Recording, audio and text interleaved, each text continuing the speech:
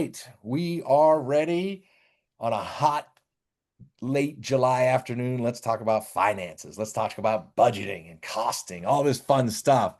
Yeah. So I will say the interesting part. Oh, I don't even have my slide deck up yet. I think this particular live education is going to be a lot of questions and answers, just because am seeing, I think there's a lot of questions here.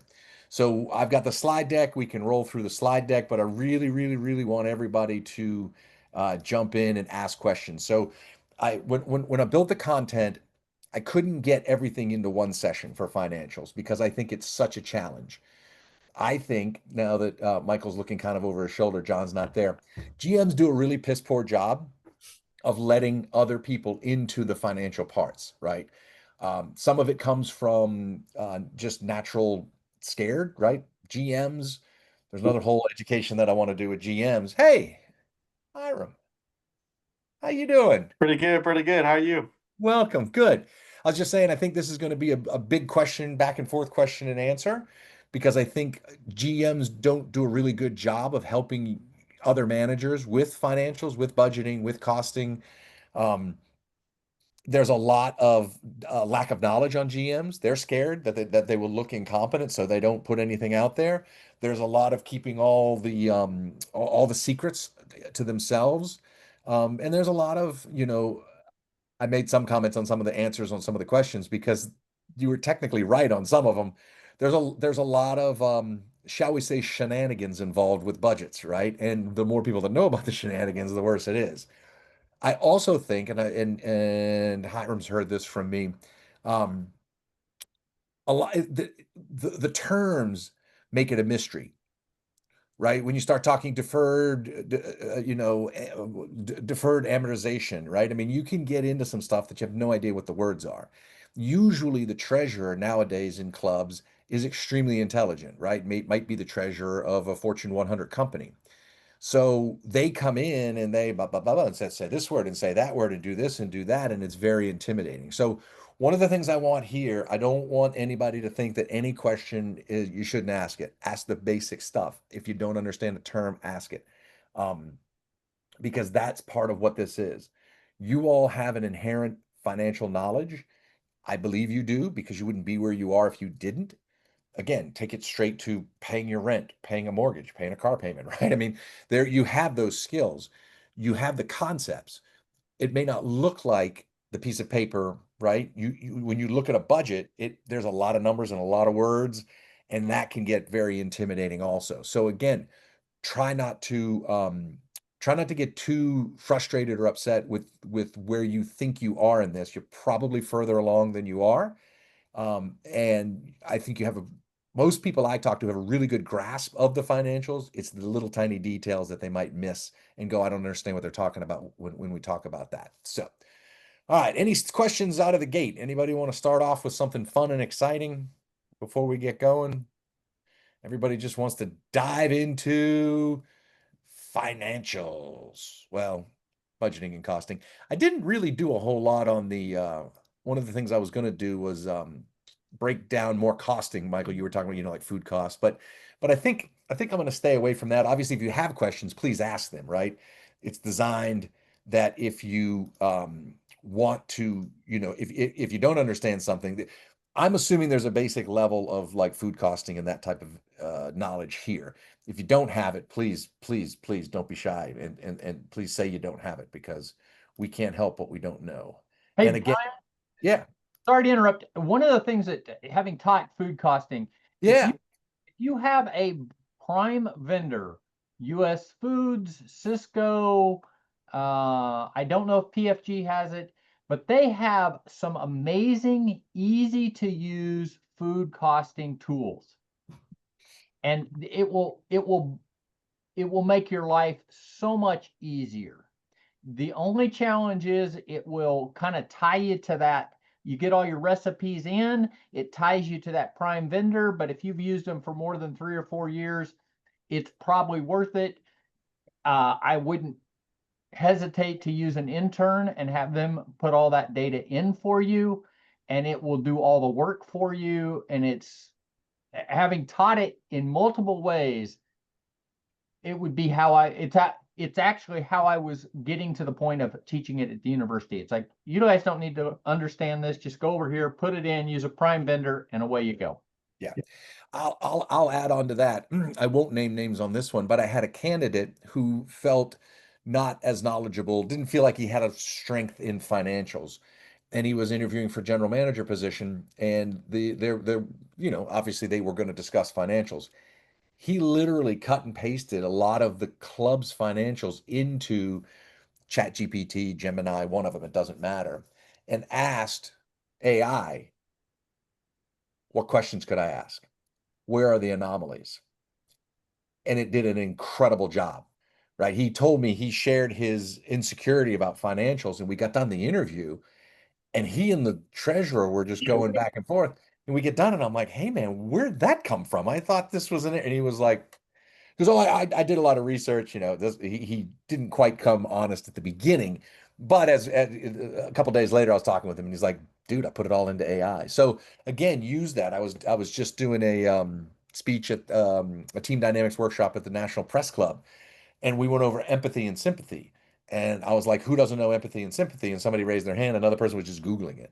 Right. So, again, same thing that Brett's talking about.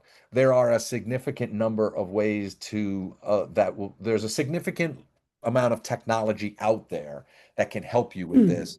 Feel free. Again, I wouldn't go sign up with Cisco and cut off your existing vendor to get to it. But if you're using a mainline vendor, 99% chance they have technology that will allow you pretty quickly to just to take a lot of the math out of it, to take the basic math, right?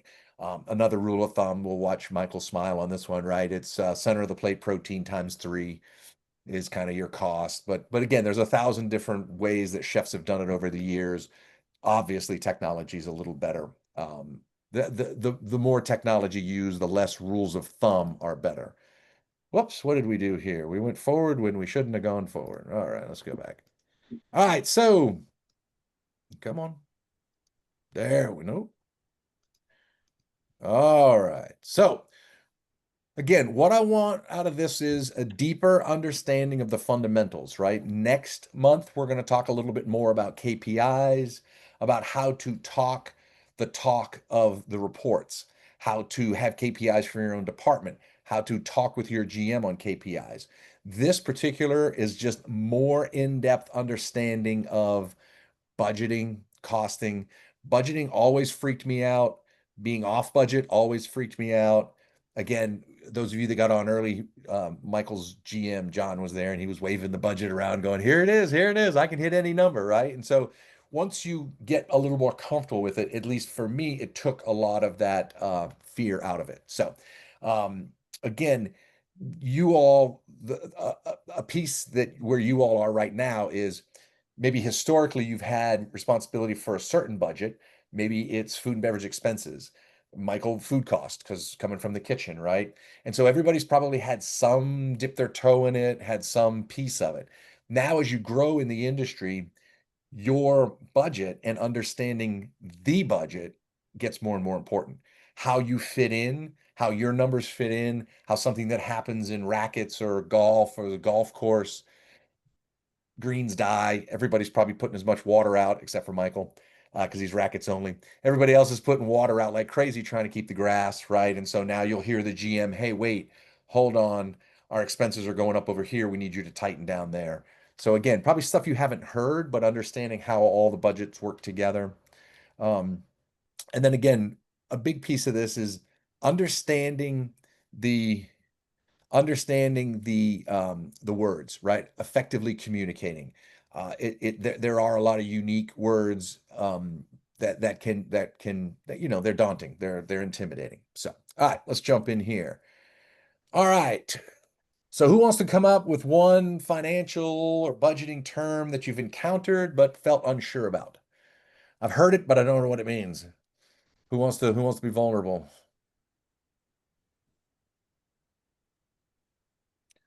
Deferred depreciation. You guys good Well, with that? when I sit down normally, like in probably next 2 months or whatever. We with Yeah, Michael, he understands I'm very limited when it comes to like, and I put on the comments over there. I'm like, that's kind of like the beverage costing and everything. That's kind of like my area. The food yep, costing chef does it. I mean, he's pretty good at working on that. So it's like when we come out with a wine dinner, he costs his food and I cost my beverage, right? And perfect. we put it together and just send it out to the members. That's kind of like and that's something that kind of works for us here at the location. Like how many ounces you're gonna pour, how much is per ounce, like how many you're gonna give them, how many you're gonna give away. Like it's just one of those things. So and chef, like you said, protein turns three, right? That's kind of like chef kind of does his thing and go from there. He's like $3 for the mush mush, seven he start breaking it down that way, and I'm like, okay.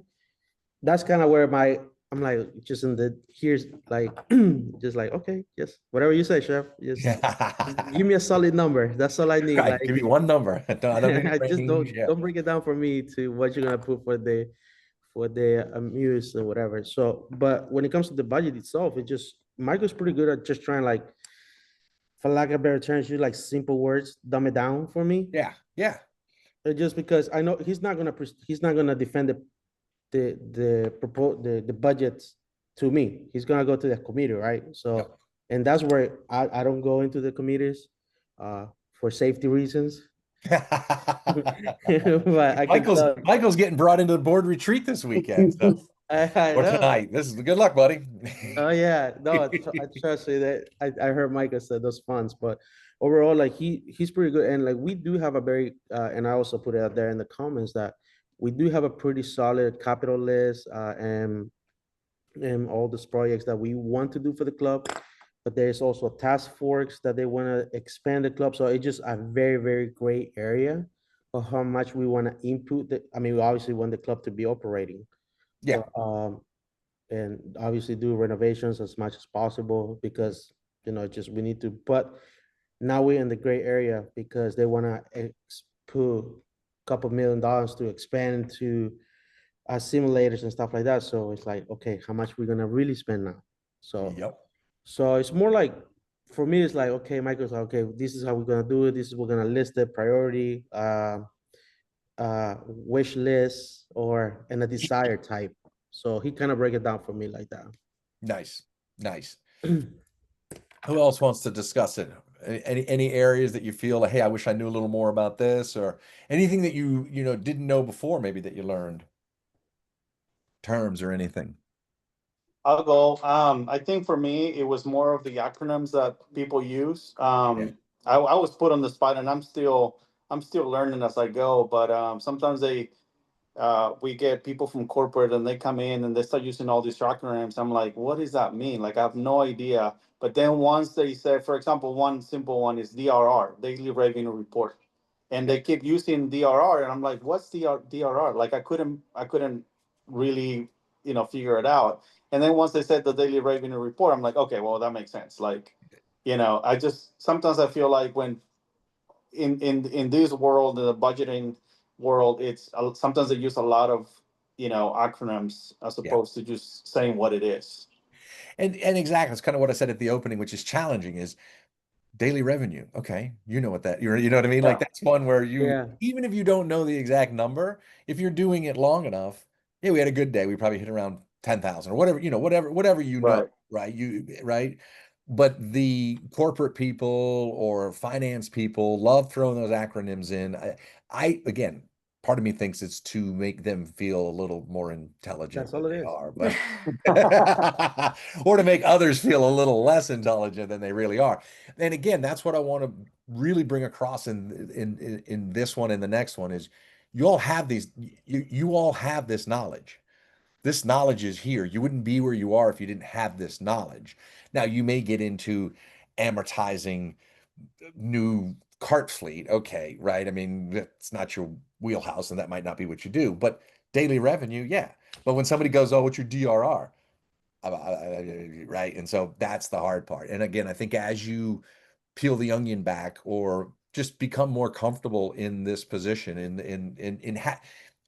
when you become more comfortable in these conversations, again, it's like, oh yeah, I know what that is. I get that. So yeah. Who else has got one?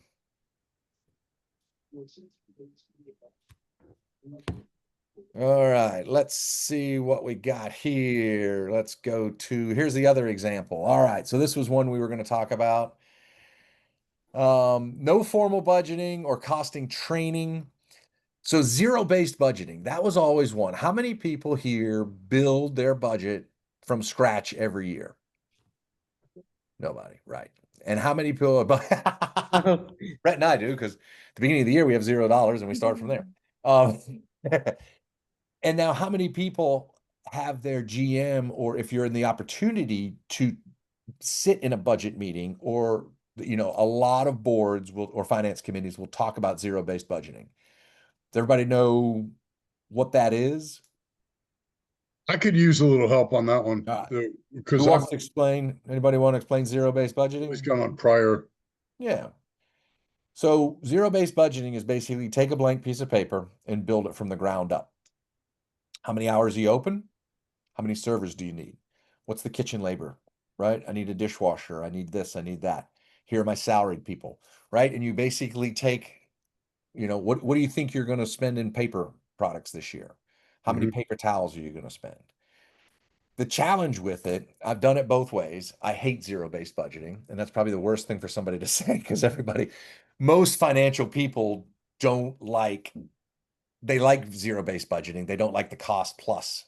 Cost plus is easy, right? A lot of people, and again, this is probably a little bit, probably more prevalent pre-COVID, add 3% and go, right? It's already plugged into the Excel spreadsheet, take all your numbers up 3%, and we move on. Correct. Again, that's not necessarily the most accurate way to do it either, because then you're just going, whatever, it doesn't matter, right? You're not searching out any inefficiencies. Where zero-based budgeting makes you stop and think, okay, do I need 2 dishwashers Wednesday, Thursday, Friday night? Or can I do it with 1 dishwasher on Friday, 1 on Thursday, and 1 on Wednesday? Versus, well, we just had 2 last year because maybe 1 was a prep cook, and you know what I mean? So you're not really digging into it and looking for all the little skeletons in the closet. So again, the zero-based obviously works a new location, any renovation that you had, right? Michael, you'll do it if you do the new pool cafe kitchen. Yeah, I mean, we did it when we opened 1961. I had to do the labor off zero base. Yep. Just figure out what the hours were needed, what the hours of operation were, just to get them kind of a general estimate of what it was going to cost to just staff it. Yeah. Now, again, if you're paying attention throughout the year, and a general manager should be doing that, controller should be doing that, you all can. There's nothing wrong with it. And if you make a note, hey, specifically at large events, we really didn't need 4 people picking up trash. We could have done it with 2, right? And then you can make your adjustments to your budget and your P&Ls as you go along. The challenge with a large club, think Army, Navy, Arlington, Fairfax, put them all together and do zero-based budgeting. Come up with everything from the ground up. Exactly what you're talking, right? I mean, take off a month. It's 30 days of 40 hours a week for 4 weeks. So you can't, I think it's a gray area. I think don't just add 3% and don't throw everything out and start from scratch, right? Gerard, are we going to say something? Look like you were ready. No, well, actually, that reminds me of, because when I went to do my BMI Houston last year, we did a portion of like budgeting costing, and like one of the things was like the zero cost budgeting and zero base, sorry. And I completely relate what you're saying, Brian, because it was very, very like everybody was like, okay, I can see on paper operating hours from what time, bartender, food runner, because a lot of us were like just food and beverage, like food, like beverages, basically, directors and managers. There's a few chefs. So the chef were like, they found it more easy, and correct me if I'm wrong, Mike. It's just more like they know they can operate with line cook, saute, prep, and stuff. Like they very, very organized. Instead of myself, like in front of the house, and obviously some people can all probably relate to. If I have 2 servers, but then I have 100 people coming at the same, same time, or in a window of 2 hours, then they're gonna start complaining. Why didn't you have that extra server? Why didn't you have extra food runner? Why didn't? So it's like for the back of the house, kind of felt like, oh yeah, this is kind of we do, because whether we make 100 sandwiches or where make 500, it really don't matter because it might take longer, but we know certain people can make it instead of Yeah. the front of the house where like if we have 150 people coming in a window and a hour and a half window, it's going to be a disaster. Yeah. It could be from 3 to 9 that you're going to be open probably, but if you get all those people from 6:30 to like 7:30, U9 was horrible, and you get emails, and the GMs gets Yep. involved. Like it just how you prepare to those things. So that's when you say it's a gray area because you kind of Yeah, exactly. 100%. And again, the kitchen, I used that analogy earlier, right? You'll look at a schedule and you might see 2 dishwashers on a Tuesday. I'm like, well, that doesn't make any sense. Well, yeah, but if you're prepping for, right, and one of them happens to be really good at prep work, then that person's coming in to help prep for the event on Wednesday, right? Front of the house, we've all seen this. No offense to any of the ladies on the call, Ashley, but ladies 9-holers, you can have 20 ladies and you might need 4 servers because it's just right, just a different style of service that you might need versus if you had a buffet going, right, and you had 50 people walk in, okay, well, you might can get by with 2 servers on that one as well. And so to take it to zero based, I would imagine people in Hiram's position, I think a lot of financial people, not operational people, but financial people love that zero based budgeting because you're just padding it. You don't need 2 people, you can get by with one. Right. And then Mhm. we end up where we've all been in those situations where you walk into the restaurant or you walk into the situation, there's one person and they need three, and it's like, oh, no, well, boss said we can only have one. Right. So again, that's the challenge I have with zero-based budgeting. Again, you want to, even if you do the continuation, but the continuous budgeting and build it off last year, you want to be pretty critical. You want to keep good notes because somebody above you is going to assume that if you don't take it to a zero-based budget, you're just adding 3% and going. Right. So you want to be ready to have that conversation and go, no, here are my notes from every event, from every whatever, right? Where I thought we had too many people, not enough people, be aware of this. That one extra person picking up trash during fireworks, or the one extra person delivering ice during fireworks saved the day. Okay. Right. And so if you had built it from the ground up, you wouldn't have done it.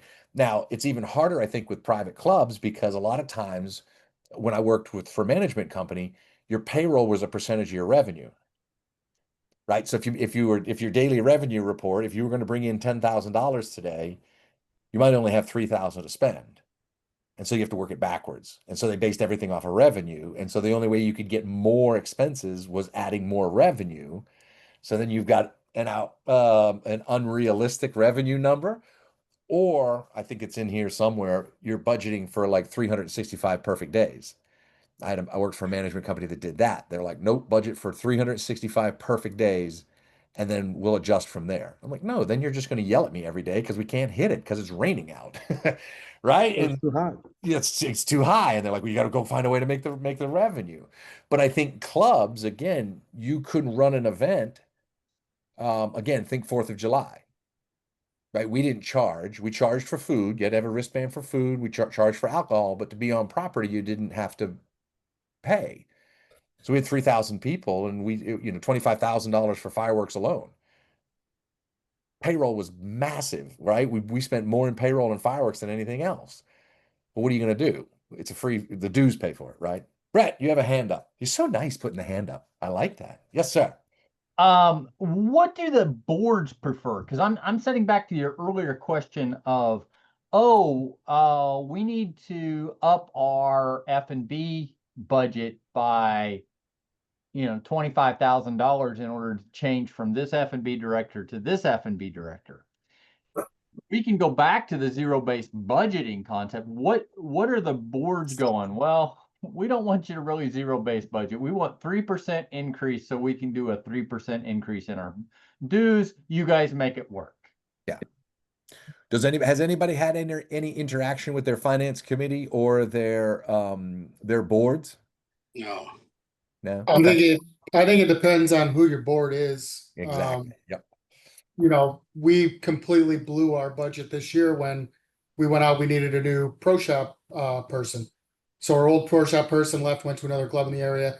So Brian, John only wants the best. So we went out and got The best. the best person in the nation from the national campus to run our pro shop. And went to the board, told him, listen, we're gonna blow our budget, but this is what we're gonna get. And the board was like, go get him. Yeah. So it really depends on where your board wants to take your club, I think. Exactly. Somebody said this yesterday in an education that was great. It was like, where is the evolution of your club? And you can also do your department, right? Again, if you are struggling in F&B, let's just say, I think I've been there. I know I've been there. As I look around, most of you probably have been there. Maybe a mediocre chef and it's tired and the buffet pieces are tired and the members aren't as excited, right? And so you might be having medium expenses, medium revenue and low expenses, right? And then the board goes, we want top-notch service. So your expenses go way up. In theory, your revenue goes up. Sometimes it doesn't, right? And so as you kind of figure out the life cycle of where your club is, I see a lot of boards now being more probably like Hiram's people, raise revenue, control expenses, and increase profit, right? And so even nonprofit clubs feel like if we can lose less, make more, right, then our dues don't have to go up as much. I think historically, when costs were under control and labor was under control or known, right, more steady over the years, I think, yeah, just do 3%. It's going to go up. We'll give everybody a raise. We'll raise our dues 3%, and we're good, right? And again, Ray Cronin, Club Benchmarking will tell you, I think it's 5% either side, right? So if you 5% of your total revenue is the profit swings, right? So if you're making $10 million, you should move between 500,000 positive and negative on the end of the year, right? And so if you're within that pendulum swing, if you're within that parameter, what are you worried about, right? We can spend all day looking to save paper expenses, but to what effect? Instead of losing 490,000, we're going to lose 470,000. Okay, great. What did it cost in a manager to go do that? Now, again, in theory, if you all are on top of your game, you're not wasting money, right? Very few people I've run into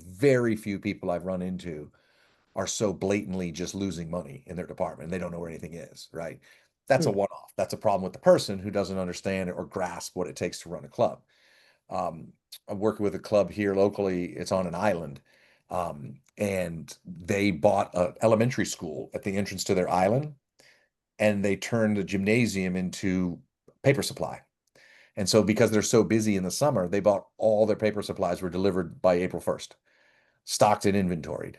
And then anytime they needed anything, they had their own commissary, right? And so you didn't have to worry about the Adams Birch truck or the Trimark truck or whatever, right? It doesn't matter because we got it. So you could look at your budget there and see something crazy. Holy cow, they spent $1 million in April. That doesn't make any sense. Well, yeah, but it's not gonna, right? And so there's the words behind it. So again, if a good manager knows what's going on and can explain it, it makes it a little easier. But I do think boards are being unrealistic in their expectations.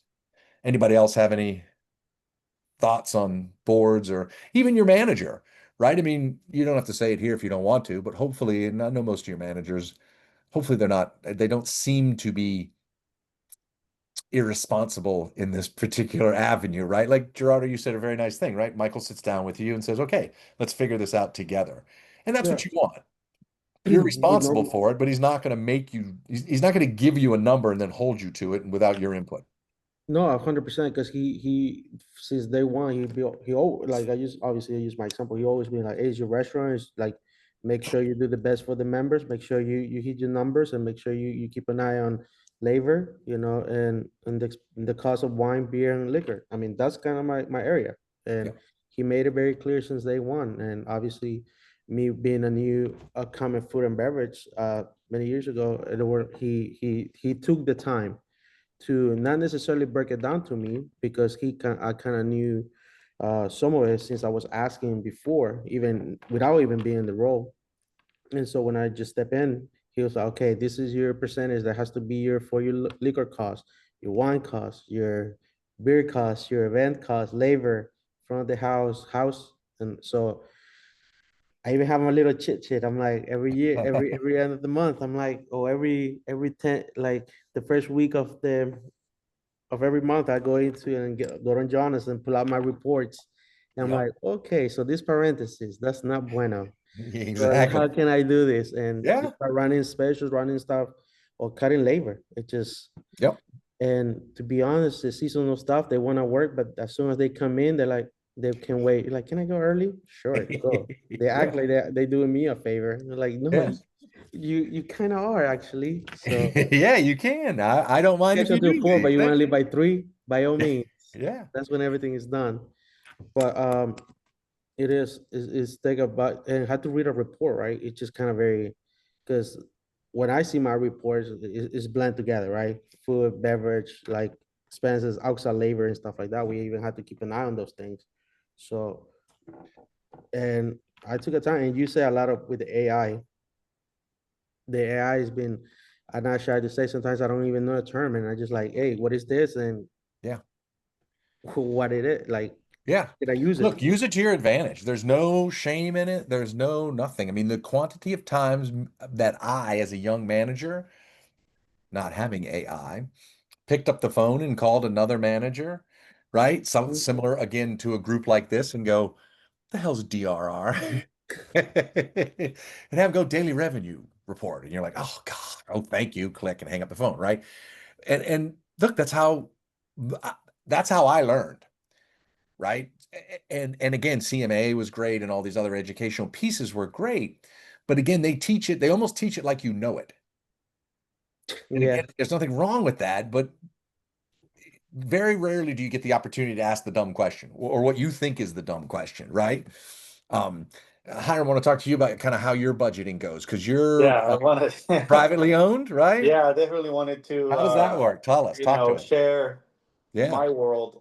So we are managed by a management company, and Okay.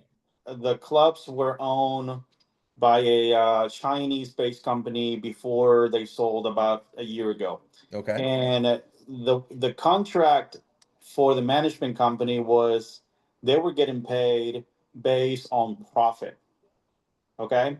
So when it came down to budgeting, it was all about, making those margins, right? Because Maximize that's how profit. they get paid. Yep. So cutting expenses, cutting labor. So with that in mind, that's how our budget was created.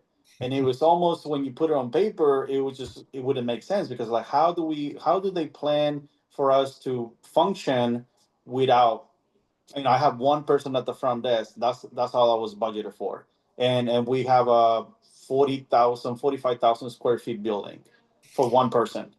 And Wow. so it just didn't make sense, right? So but we made it work. Now the new owners changed the contract on how the management company, the owners get paid, and now it's based on revenue. Ah. Okay. So now we're getting ready to create a new budget here in September, start working on it. And so, but now the question is, we're projected to bring in about $13 million this year. So now Okay. we're saying, well, how do we go from 13 to 15 million? Right. So now it's like, how do we come up with another 2 million? Because that's how they're going to get paid. It doesn't Yeah. matter the margin, and it doesn't matter, the operational costs. They don't really care about that now. They only care about the revenue.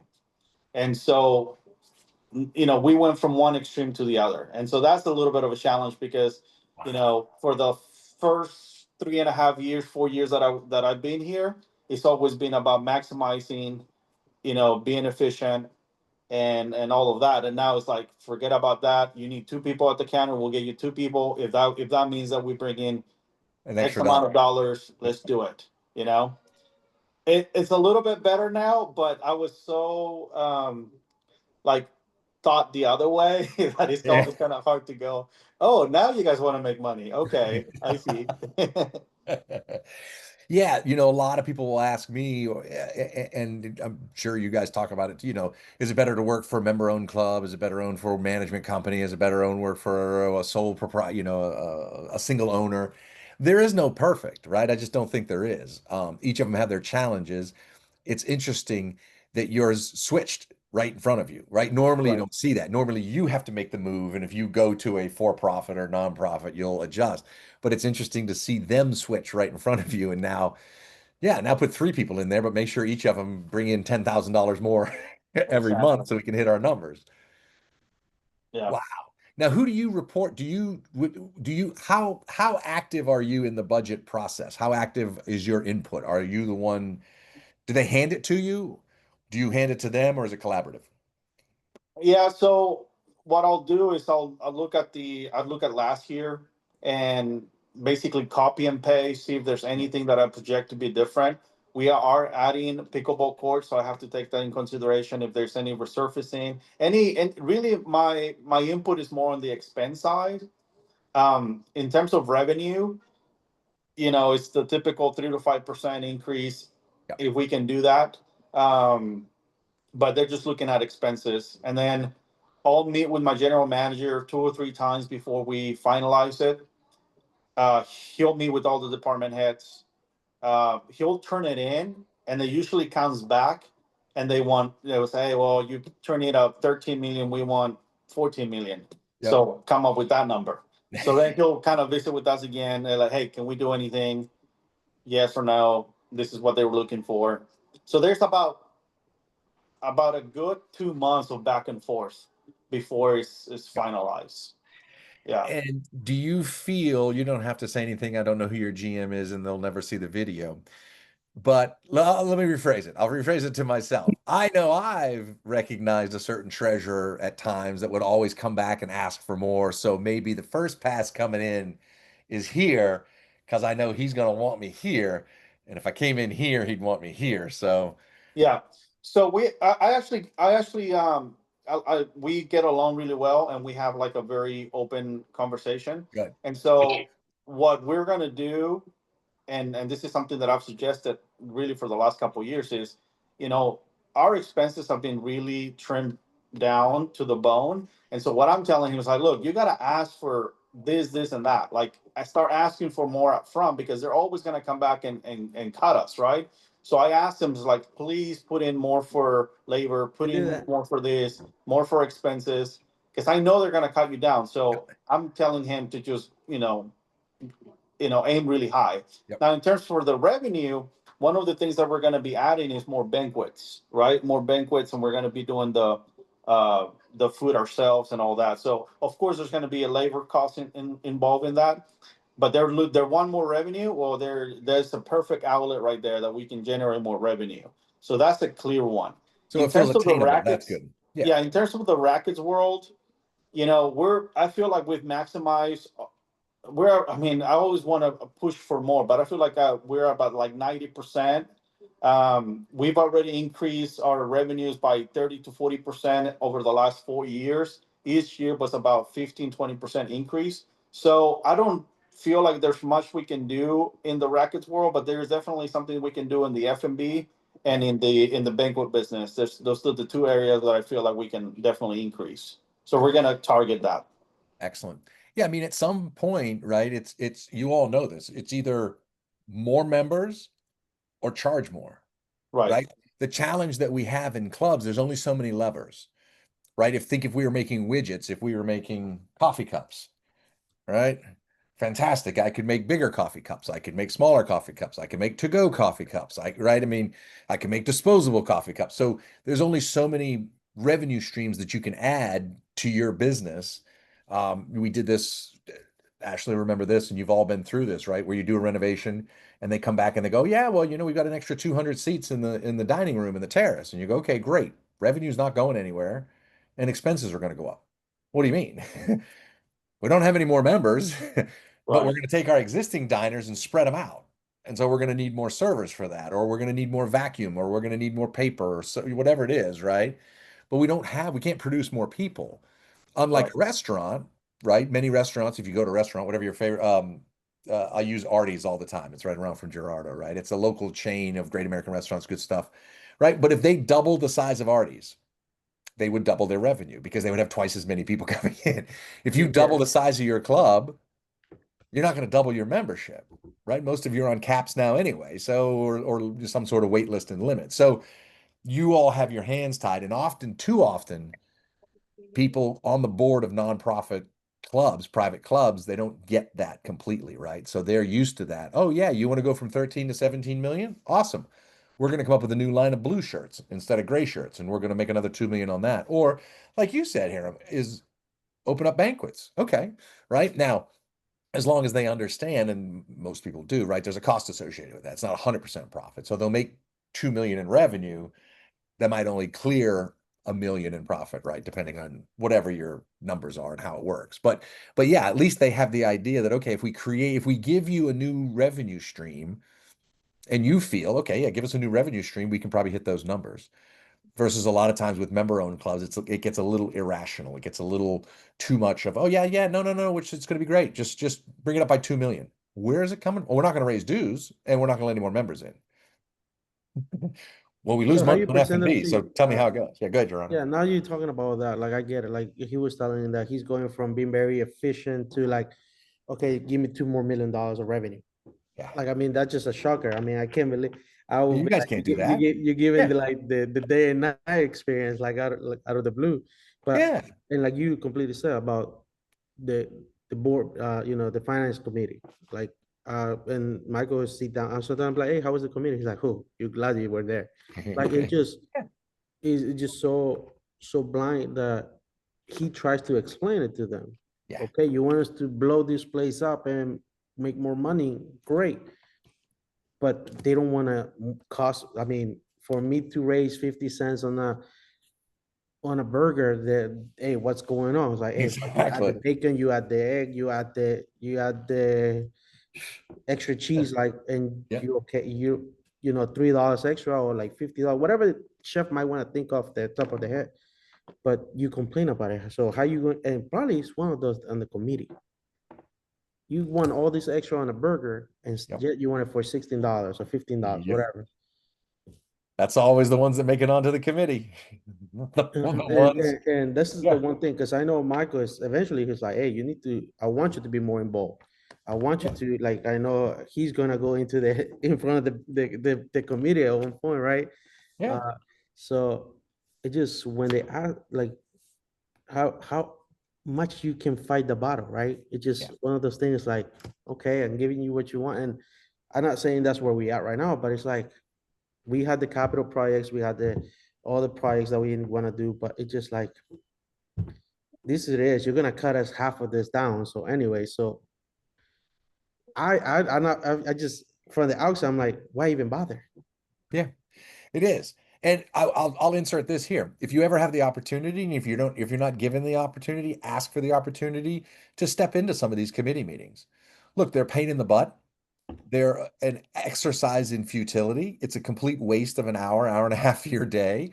But the more you're in it and the more you're part of it, um, the less onerous it is. Do you know what I mean? Like the less scary it is. And look, if you have that face to face, it's easy to blame when you're in that room. It's easy to blame everybody outside the room, right? Not that anybody's blaming anybody, but the point is, if you're in the room and working on a solution, you're seen as the person working on the solution versus, look, what happens in those meetings? Well, we need to cut labor. Well, I talked to the chef, again, picking on the chef. I talked to the chef, I talked to the F&B director. We can't cut labor. This is as tight as we are. No, come on. I was in there the other day and I sat there and I walked into the restaurant and there was a server on their phone, On their phone. right? But it's more difficult to say that to your face if you're in the meeting. And it's much easier to have a relationship with them when they come in to eat, right? Because when do they come in? 7:30. Right? And they go, Mr. Smith, wouldn't it be great if we had an extra server? But remember we were talking about, now again, you wouldn't probably say this, but if it comes up in conversation, it's easier to have that conversation with them going, now do you see why I wanted 4 on Wednesdays? And they're like, oh yeah, yeah, that makes sense. Again, you probably wouldn't be in the weeds that much with them. But again, if you can get in there and be part of it and be in that room, I think it's worthwhile. Again, you get nothing out of it except for a little bit of street cred, right? Meaning, oh, okay, yeah, the person who's writing the schedule's here. Let's talk about it. right? But you also gain a lot of knowledge, and you get in front of the people who are kind of, I'll say, running the club, for lack of a better term. You guys are, but you get to see the person making the comments that you don't necessarily get to see. And if you get to see that, you can have that relationship, and you can help change the way they think about it. Again, you'll learn a lot. None of it has to do with your job. It all has to do with politics and governance, but it's still worthwhile being there. All right, let's go back to the slides here. I wanted to go over some of the questions because we had everybody passed. All right, so am I here and share? You can see my screen now, test results. All right, everybody passed, which was great. But here are some of the questions, and I envision, I thought these would be a little more difficult, which is great, right? I think some of the other ones were maybe a little easier, but this is one where I wanted to be a little bit more challenging. So this is the question in bold. Obviously, if it's black, it's other answers. Red was somebody answered it wrong. I don't know who. It's in the software. I don't care who answered it wrong, and the green was the right one. The first couple slides here easy because most everybody got them right. Like I said, everybody passed, but there were some specifically what order. I want to talk about that a lot. So primary benefit to effective budgeting.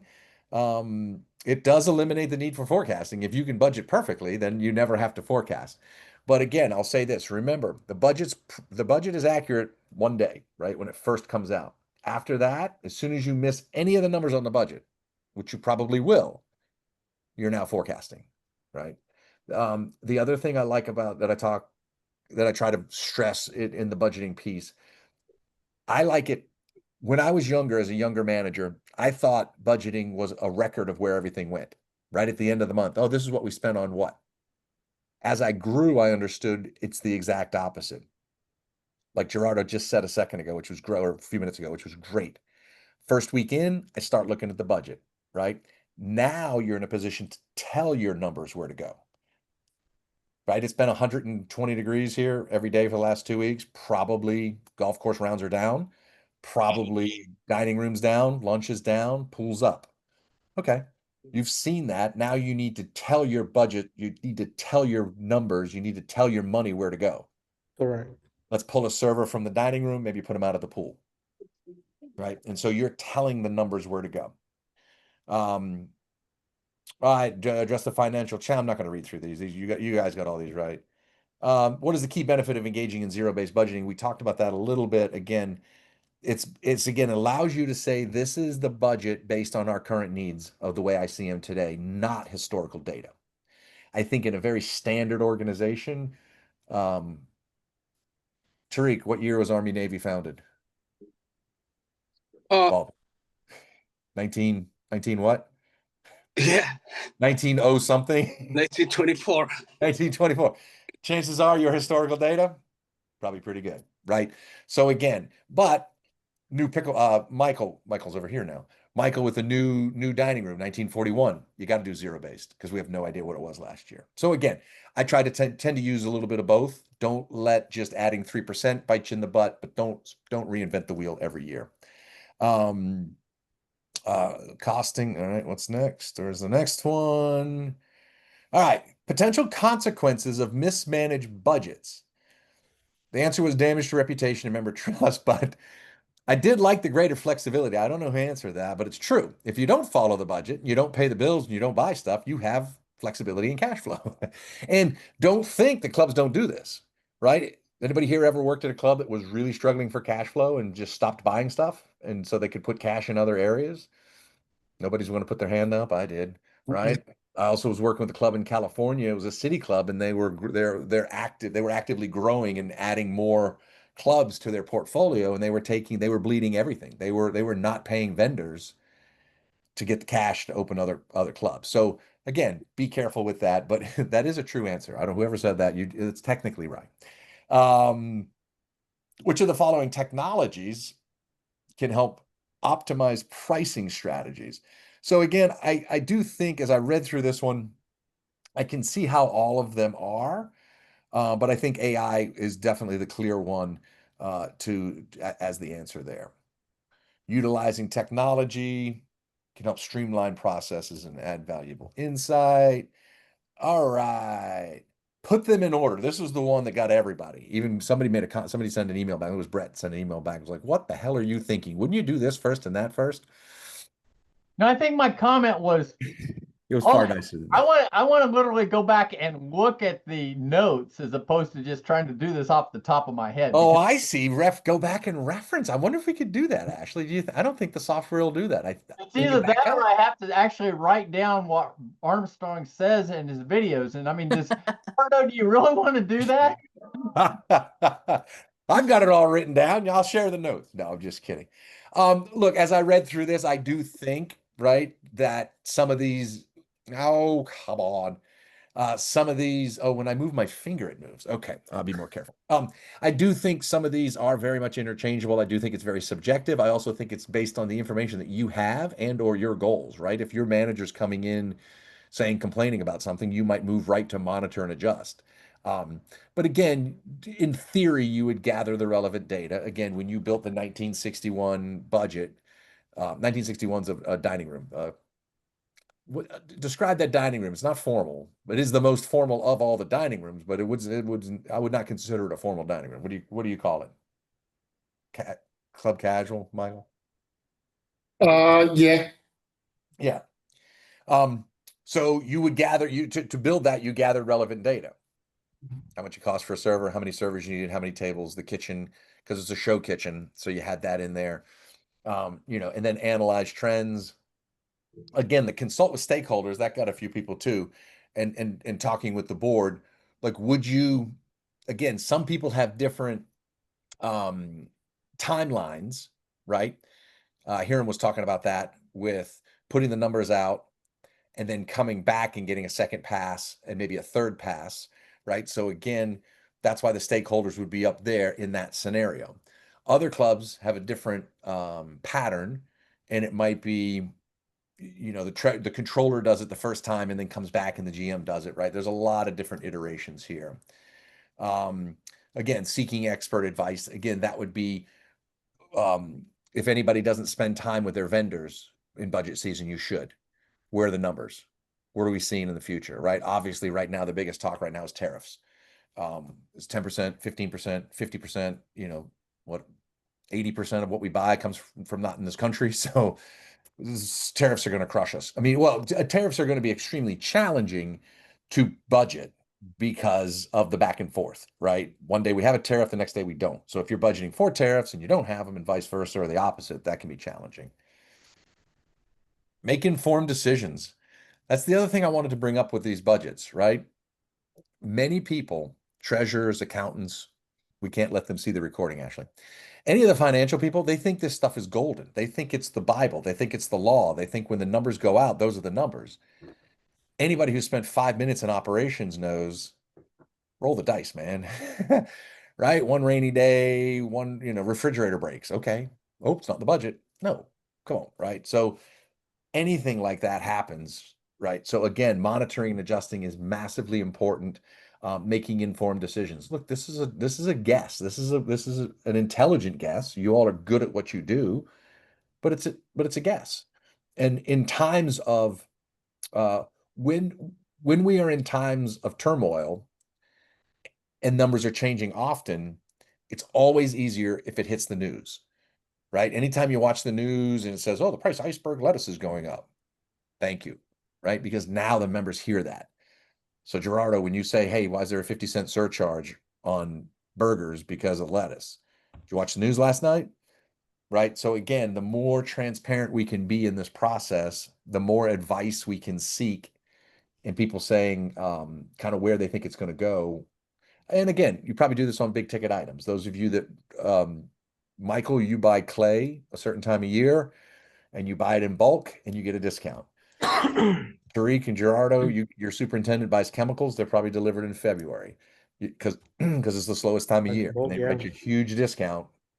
So they'll get it off their trucks and into your warehouse in February, even though you're not going to spray till May or April. Again, that affects budget tremendously. And an uneducated treasurer or board, what the hell? What the hell? Or a misplaced budget, right? There's a lot of times this will happen where we budgeted for something in July. It's the 29th, right? and you're like, nah, we don't need it. We can go to August, but then the numbers don't line up.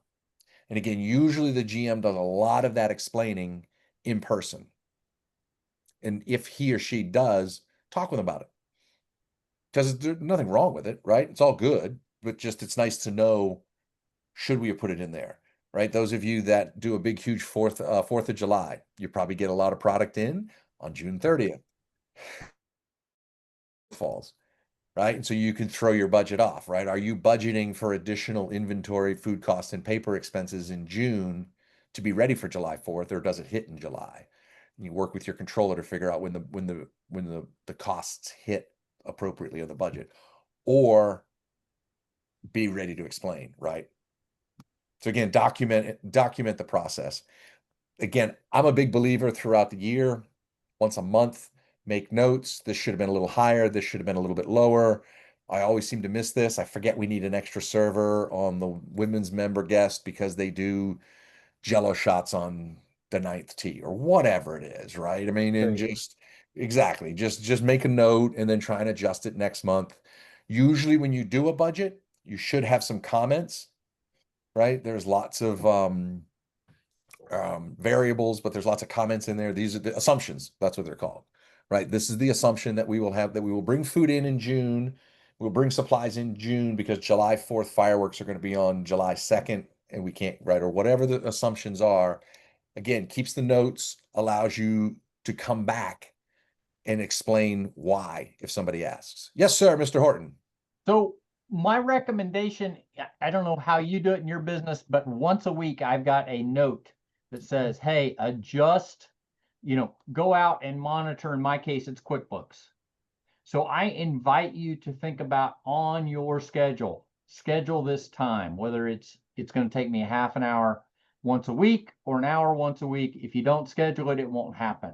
So my advice to you is get to the point where, you know what, all this has got to be rolled up, and then figure out where you put it, how you manage it. But if you don't put it in the schedule at the end of 6 months, you'll go, wonder what happened on this date. Yeah. And same thing with the notes, right? Keep them handy. Don't just go, oh, I'll remember that next September, right? Hiram's going through this, right? How much do you remember from last year versus, right, if you had written it all down? And again, it can be, I used to have in the old days, again, I'm old school, but I had a manila folder on my desk and I would to make a note and it said budget and I would just make a note and drop it in there. And then as we're doing the budget, pull them all out, lay them out on the desk and go, okay, right? Now, later years, I was more technology driven where I had a note on my computer. And again, if you have to remind yourself once a week just to make a note, hey, what would I change on the budget going into next year? And again, if you look at the budget, it's the same thing. I look at budgeting exactly like I look at employee reviews. If you wait until that day and do it, it's not going to be as good as if you had some information throughout the year to go back into and put together a solid review and say, this person did this. But same with the budget, right? You'll also, and if you started with the ones that are the most noticeable, right? You're going to get pushback from your GM, your committees, your board on certain items. Make a mental note of those, right? For a while, it's labor, it's cycles, but whatever it is, make those notes and then adjust that. And then it makes it much easier at the end of the year to put your budget together and to put in the assumptions. Why are you doubling the budget on paper goods? My vendor told me the price is going up. Tariffs are coming in. We got 9 complaints. It was the lowest rating on the survey that the paper towels in the bathroom rip as soon as you pull them out of the little thing. So we got it right. Oh, yep, that makes sense. I remember that. Check. That's why that's up. Yes, sir, Tariq.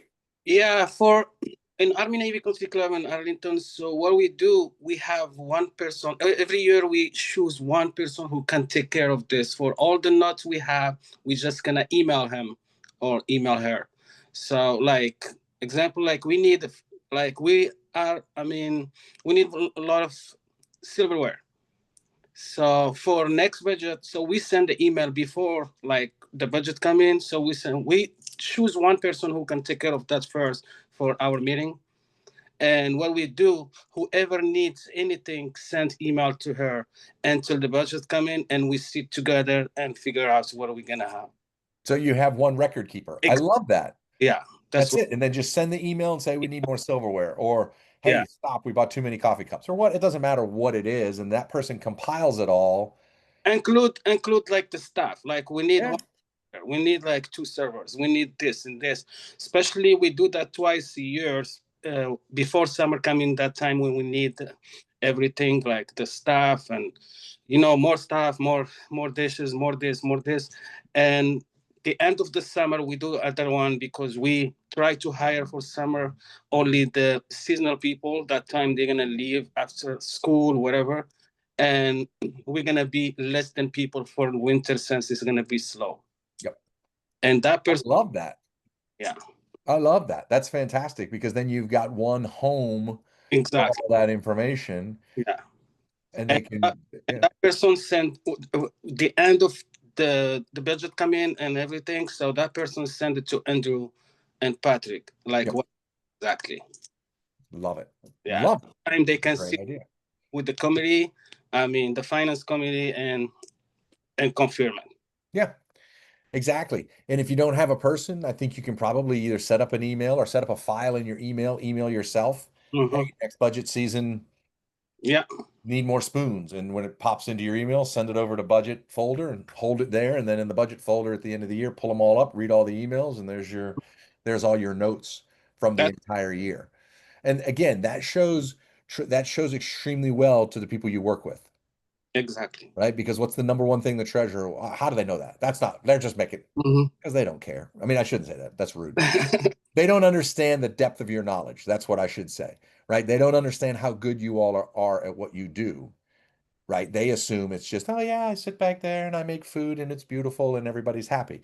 No, there's a lot of work that goes into this, right? And that's the thing. But by not being in the room, which is fine. Look, you don't necessarily want to be in the room, but by not being in the room, you have the opportunity to not be seen as the expert, which again, not too bad of a challenge, but again, you are the experts. You guys know this better than most. So that's awesome.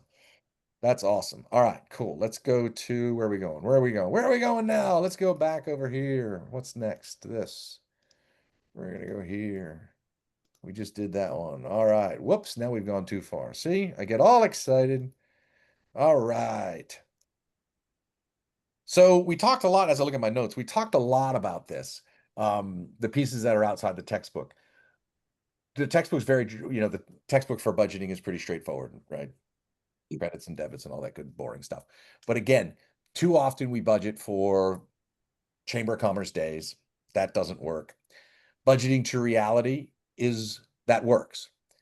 I don't think I've ever been in a budget process where the powers above me believed we were budgeting to a reality. They all believe we're sandbagging the revenue and padding the expenses. And even when you show them that, even when you break it down and you show them that, they still don't get it. Very few get it. They just assume, and again, I think it's partially because of their position outside of the board. In their real world, that might be what they do. Again, I hear a phenomenal story, right? Because that's it. Just raise it by 2 million. Okay. Sure, why not? Right? And again, I think that would be insane in clubs, and yet I've been in clubs where that happens, where they just go, yeah, we'll just tack another million on top. And you're like, and then I usually go back with a dues increase, and that shuts them up pretty quick. I mean, it kind of has to. Right? I mean, the reality of the thing I like about the existing budget, the actuals, right? So at the end of the year, you have your budget and you have your actuals. Yeah. The actuals are what really happened. Right? And many times I've had that conversation. Okay, you've been treasurer for the entire year. Where do you think we're cutting the most? Where do you think we're wasting money? Whatever they say. Okay, cool. And then you go back into the budget and you say, okay, let's just say labor. Let's cut 10%. You're like, wow, 10%. Yeah, it's we're gonna notice that. Okay. And it moves the needle this much. Right? And then you're like, okay, so we're gonna piss off every member by cutting 10% of the labor budget. And instead of losing $500,000, we're gonna lose $400,000. Or instead of making 100,000, we're gonna make 200. Really? That's what we're in for on a $20 million budget? Really? That's where we're gonna go with it, right? But that takes a lot of that explaining. It takes a lot of personalizing the budget. Too often, too many people look at it as numbers.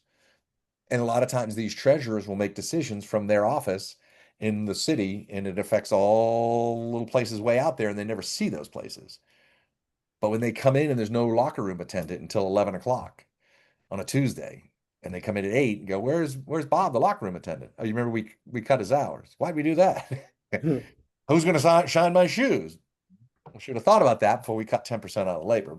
So again, showing them the cost of those changes is a delicate job, because it's a delicate job for all the reasons you know. I don't have to explain why. But the more they understand it, the better off, the more powerful they are. The more they understand it, the more they understand how good you are at what you do, the more leeway they'll give you. I kind All of have right. a question for Michael. Yeah, good. Because I know, like, and it just, I know he's the AGM and he's about to start going to those committees and stuff like that. But I know you interact with with your membership, right? So I mean, how you deal with those type of, like, how to answer you? Because I know they're gonna come out to you and be like, literally what we're talking, but how you break it down to them without you being actually exposed to that scenarios as a GM, as an assistant GM.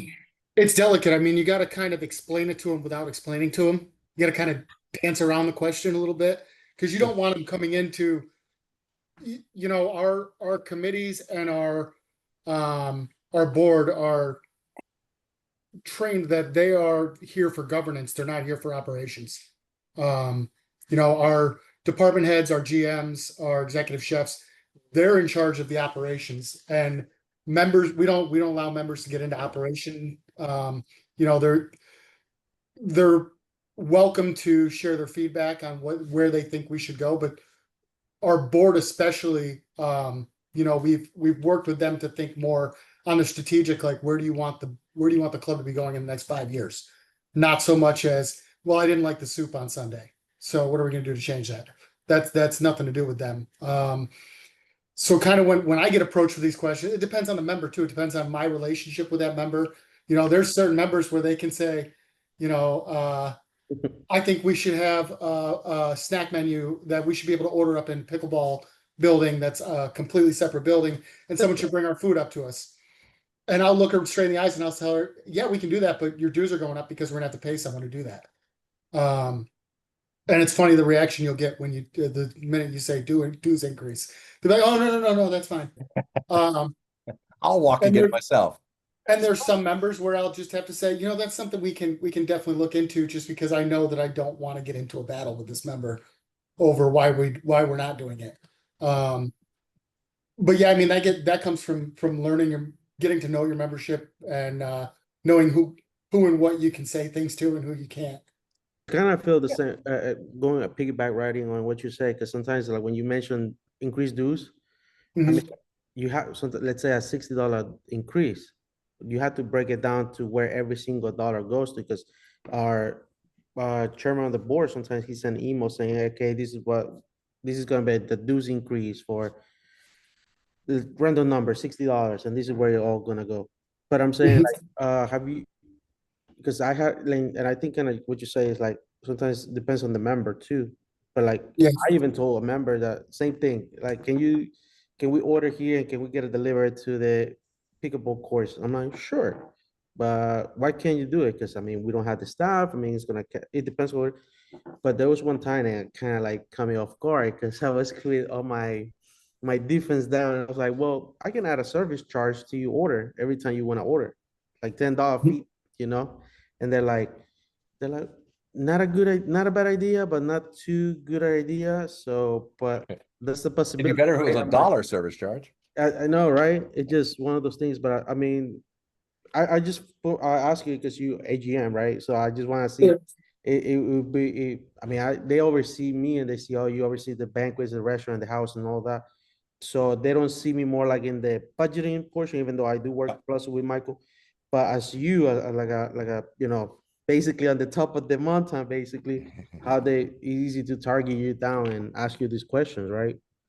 Yeah, there's days I want to go hide back in the kitchen and lock the doors, but I can't do that anymore. Yeah, I mean, I think some of the times the way I have to explain it to them is if it's something that you're hearing all the time, consistently from many people, then that's something you got to look at, that maybe we do want to budget for this in the future. You know, whether you amend the budget for that year or you look at adding it into the following year.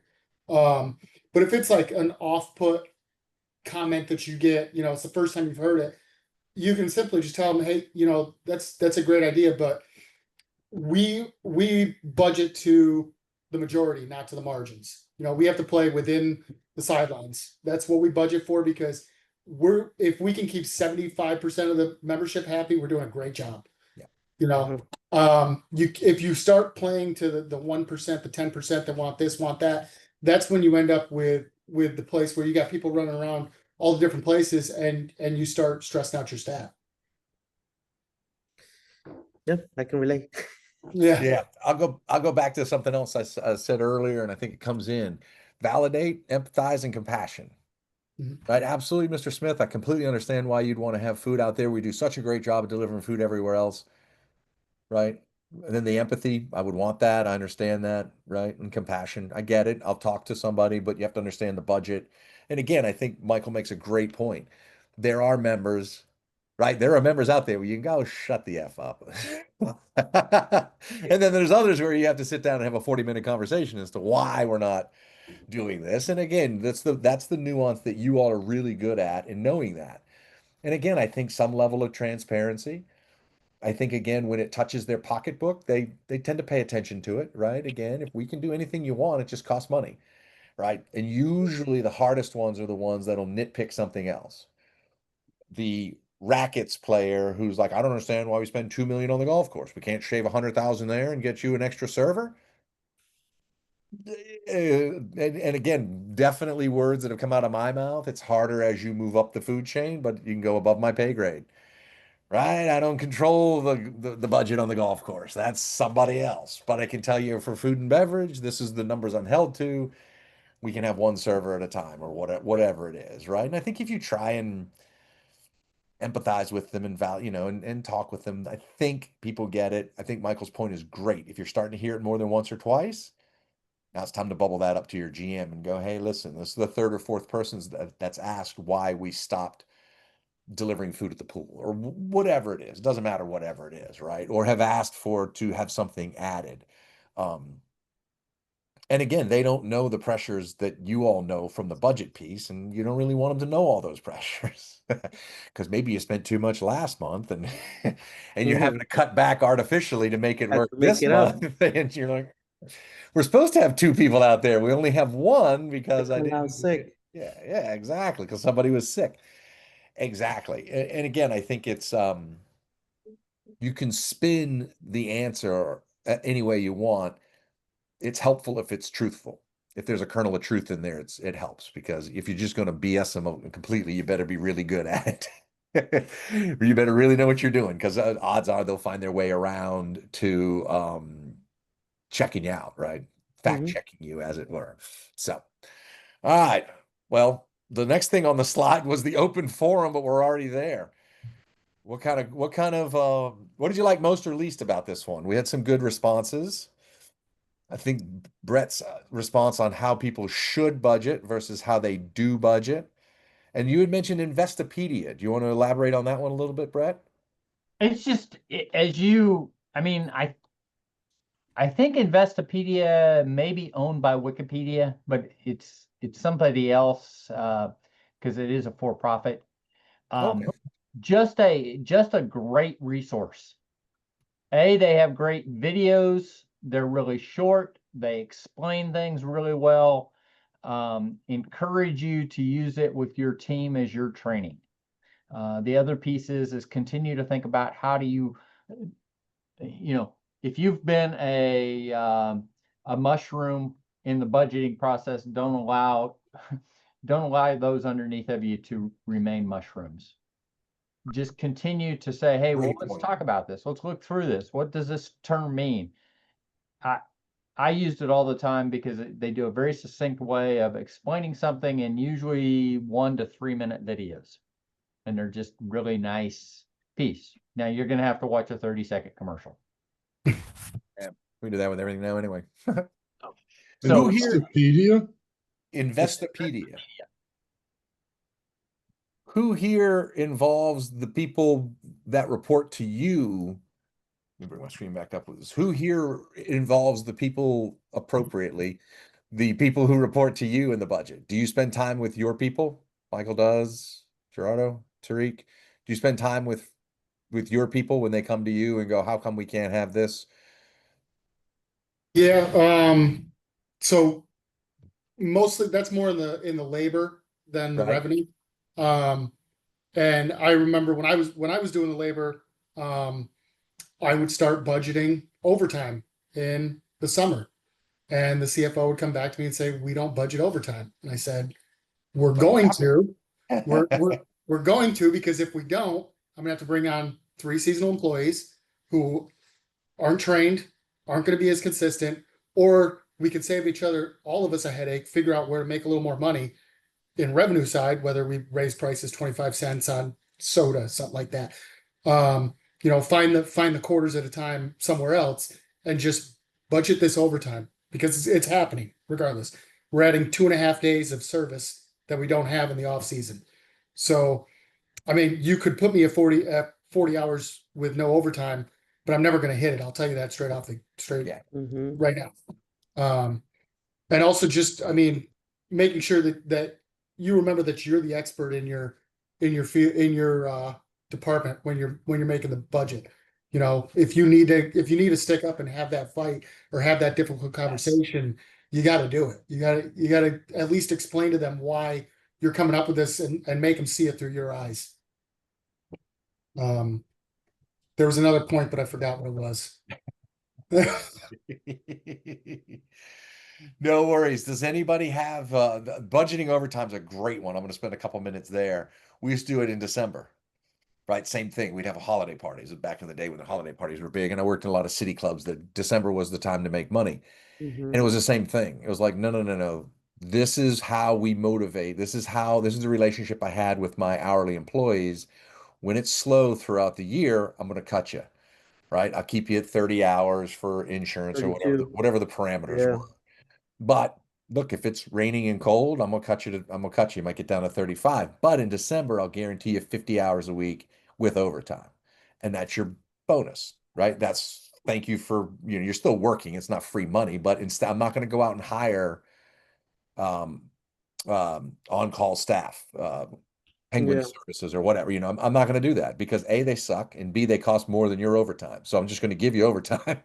And now when I cut you on a rainy day in October, I don't want to hear it because you're going to get it in December. So that's back to that budgeting to reality and budgeting where you all, Michael, you said it great. You're the experts, right? In long term, that scenario can work better for you. Everybody's happy. We'll go back to that earlier question, Brian, when you're talking about hiring is going to be difficult. Yeah. You may not be able to cut that 30. How come Susie is on her phone? You know what? Because if I cut Susie 5 hours this week, she'll be gone next week to go someplace else. I'd rather pay her and maybe pay people for some overtime because, again, you're not just managing a financial spreadsheet. Right. Helping to manage people's lives. Yep.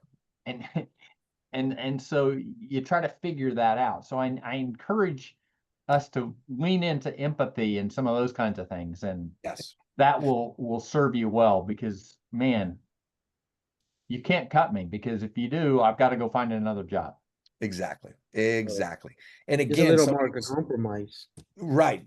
Somebody said it earlier, Gerard, I think it was you saying it, right? When the people want to go home, you hire the seasonal staff and you go, who wants to go home? And they all raise their hand, right? I was fortunate at one club where I hired some college students and all they wanted were a couple $100, right? They weren't in it for anything other than spending money and they were always willing to go home early. And so we cut them and I kept my 40-hour-a-week people on the slow nights, right? But again, I was fortunate. That's not, go ahead, Tariq. Yeah. So honestly, before I give you overtime, I'm always sit with my staff, to be honest, I'm gonna give you overtime. Can you work for me this day? Because I need you. But it's not gonna be forever.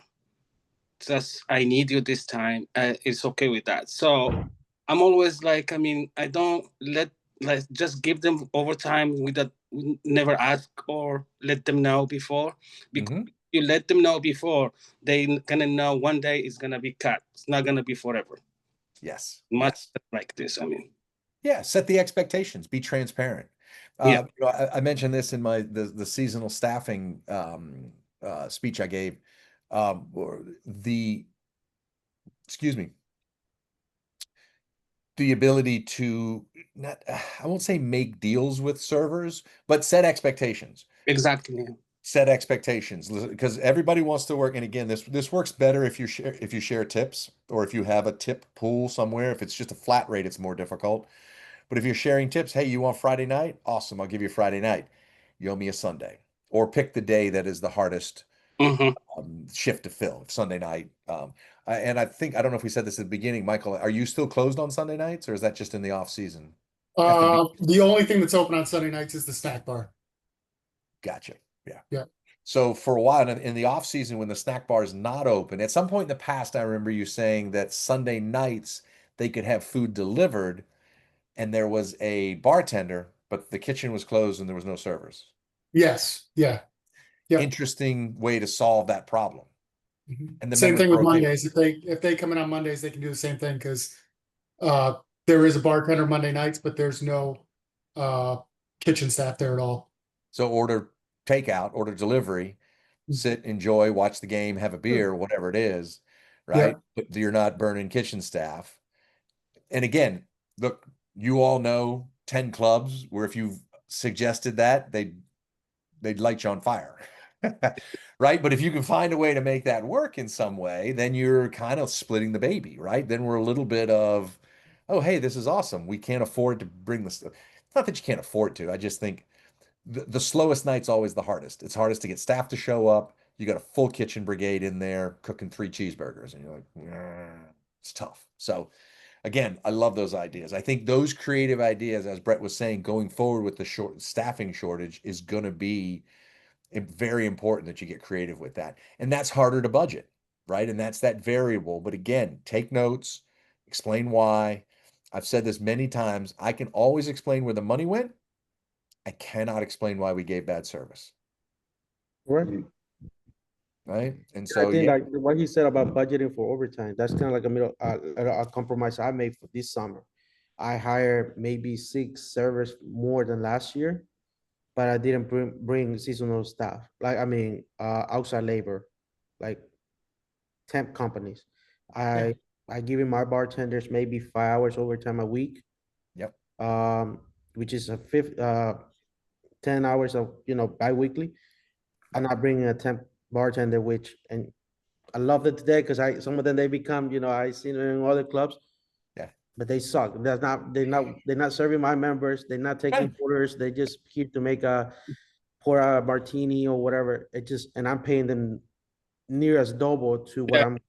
And Yeah, I'm it's probably costing you less to pay that 5 hours of overtime than it I'm is to bring. telling you, and that's what our numbers are in a healthy station. And I don't know how Tarek is involved with the actual budgeting on a month to month or like a year budgeting. We do month to month, but we stopped that too. Yeah. So not anymore, especially for restaurants. We stopped. I mean, it's just only overtime or hiring seasonal people. That's it. Yeah. Yeah. It makes sense. I mean, look, and I think you have the ability to, again, I'll say this, you control your staff a little more, but you have the ability to leverage. It's a balance of power, right? When there's not enough good people, the employees have the power. And again, it's not about doing wrong, but if you all have overtime, that's one more lever you can pull to try and get your team to do what you need them to do. We worked at a city club. I worked at a city club once, and we did a lot of, obviously this pre-COVID, but a lot of special events. And we had, the big events that you can't call out for, right? And we would sit down at the beginning of the year with kind of the senior banquet staff and go, what do you want to work? Right. And I might go, hey, listen, my dad's sick, so I want a Father's Day off. But my mom's going home to see her mom for Mother's Day, so I'll work Mother's Day. Right. And so you had to work X number of events. Maybe there was 5 big events. You had to work 3 of them. We'd give you 2 off. And then we would try and work it out amongst ourselves as to who could cover what. And it usually worked out. And then everybody felt like, okay, I don't have to work everything. And then we would put a premium, we'd put a dollar figure premium on some of these events. So if you worked 2 of the events, you got an extra dollar an hour. If you worked 3 events, you got $2 extra an hour retro, right? So as the year went on, you wouldn't bail out. Another thing we did in the pool cafe, because they all leave like in August, right? They're all leaving in a week from now because they all forgot. Oh, I forgot to tell you, my mom and dad said I got to go to the beach. You're like, yeah, thanks. And so we would make them sign when they can start and when they had to go to school. And then we would take $1 or 2 per hour on top of their pay. So we pay them 15 an hour, and we put $1 or $2 an hour into a fund. And then whoever was at the end that lasted split the fund, split whatever money was there. So you'd have 3 people in August looking at each other in 150-degree heat at the pool cafe going, I'm not quitting. The other one, I'm not quitting. I'm not quitting. Because they knew there was probably, a couple grand in there. They were going to walk away with $1,000 at the end of the summer and they wouldn't Yeah. quit. We gave them the check and they went home when the pool closed and said, thank you very much. And so again, different creative ways to try and find how to make that happen, I think is what the future calls for, because it's just going to be tough. So we got about 5 minutes left. Any other thought? Anything we didn't reach? Anything you guys want to talk about that we didn't cover? I kind of thought this was going to be more of just an open discussion because it's just budget's so boring. And it's not, No, again, it's not about the numbers. It's not about the numbers. You guys know the numbers. You know the numbers and you know how to make the numbers. It's the confidence level. So go ahead. I'll be quiet. I would say the only thing I want to point out is if you're being held accountable to stick to a budget, make sure that you're asking to see the P&Ls on a monthly basis. Yes. Make sure you know how to understand them, how to defend something. Because I've had, since John's not in here and he can't hear me, he's come in multiple times when I was the chef and say, you're 10% over on labor this month. What the hell's going on? And I said, well, John, we're 26% over budget on revenue. So where's the problem? And then there's other months when he comes in and says, you're 10% down on revenue. Yeah, but I'm 20% down on labor this month. So again, where's the problem? Make sure that you can defend yourself, especially Yes. if you're being held accountable to that budget. Yep. We've talked about this, right? Responsibility and authority, right? If you're given the responsibility for the budget, you have the authority for the budget. But again, Michael's position, lean into it. You're the expert. You know where the numbers went. Let me rephrase that. Put yourself in a position to always know where every number went, where every dollar went. Because once you know where that went, you can have a far more intelligent conversation with anybody who's asking. Again, I can explain where the money went. I cannot explain why we gave bad service. But don't be in a position where you can't explain. Don't ever say I don't know. Right. Or say, let me look into that and I'll get back to you and get back to them. But that was a great comment you just made, Michael, about the variances. Too often people look at one piece, one side of the balance sheet, as it were, and go, wow, your labor's up. Yeah, I know. Monday golf tournaments, men's member guest, ladies member guest, swim meet. 4 people on vacation. Yeah, right. And then summer vacation, right? What happened to the good old days when you were only allowed to take vacation in the off season? Tell me how that works with your employees now, because they all walk, right? So you got to let them go in August to go to the beach with their family, and somebody's got to pay for that. And again, don't forget, if you're being budgeted, a whole nother subject. I got 2 minutes, and I'm going to go quick. Don't forget vacation, right? Vacation should be spread throughout the year. You should not get hit for it on the week that you're having that vacation, right? It shouldn't affect that. Now, where it does is you have a sous chef will do the kitchen, salaried sous chef takes off, hourly line cook has to step up, right? Now you're going to see payroll jump for no reason. Right. So again, you should have X in your budget per week to cover all vacations. And if we were all salaried, you would never see a variance. It would be perfectly smooth. Not everybody does that. You all do that, so don't worry about it. But if you go to other clubs, sometimes they don't do that. And the vacation hits when they take it. And that hurts. That hurts a lot because you have to budget when they're going to take vacation. Now it all washes at the end of the year, right? If your payroll for the end of the year is $1 million, on the final day of the year when everything's reconciled, it's going to hit that number. But that doesn't help you get through the July board meeting or the August board meeting when you're over 20%, right? So just again, be very aware of where the numbers are and be very aware of where everything is and be ready to explain it. If you don't know it, ask. Ask these people Ask your boss, ask colleagues, Google it, AI it, whatever you got to do. Because again, you having the knowledge puts you in the position of being the expert, and that's what we're looking for. The numbers don't lie, right? You spend $100, it's going to come up as $100. That you can't fake that stuff. But tell me why you spent it. That's the case. Have the confidence as to why you spent it and defend it. And again, somebody said it earlier, defend it at the beginning. You will be asked every single budget. Nobody ever goes, you're budgeting a little low. Throw an extra couple zeros in there. No, they always try and come down, right? So be and fight for it. Say, listen, we can put that number down there, but we're not going to hit it. And that's a tough one. I've done that as a GM in a board meeting, and people get pissed at that. Well, you're supposed to hit it. Well, I'm supposed to make the budget, all right. But you just made the budget. Now you're giving me the budget, and I'm telling you we're not going to make it. So it can be a battle, and again, knowledge is power. So, all right, the next one. Oh, let's put that. I guess we can. Well, when's the next one? Next one is going to be August. This Friday, the next session goes on. It's again financials, KPIs, again more terms. And then the next one, you should all have a calendar invite. It's Tuesday, August 19th. So if anybody's on vacation, enjoy your vacation. Check in on the recording. If you're not, look forward to seeing you on August 19th. All good? All right. Yes, sir. As always, gentlemen, this is the best part of this education. I kid you not. If Hiram was here, he'd say the same thing with the Frank knows it from the rackets work we do. The live interaction is the best. It's fun watching the videos and watching me, whatever. It may be fun, it may not be fun, but this is where the gold is. This is where the good stuff is. So thank you very much. I appreciate your time. I appreciate you carving out the time as you always do. And we'll see you in August. Thank you. Brian, Right. you get a second to Stay hang cool out? out there, people. Brian, you have a second to hang out? Yeah. All right. Take care, guys.